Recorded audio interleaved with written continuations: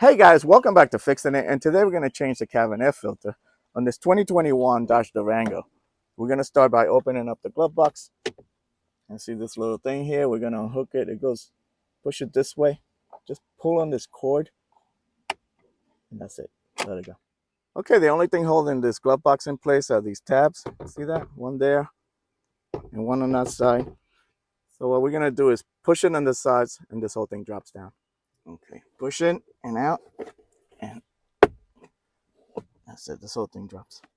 Now you have access to your filter, so pull on this tab and unhook it from this side. This is your filter, pull it out. Okay. Now pay attention to these arrows. These are airflow arrows, they always point down. So put your new filter in with the arrows pointing down.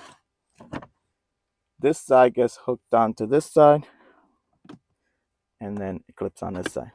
That's it. Now you could install your glove box. This part gets hooked onto this, like that.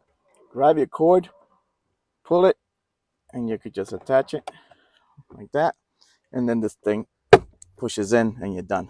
I hope this video helped you out. Like and subscribe. Talk to you guys later. Take care.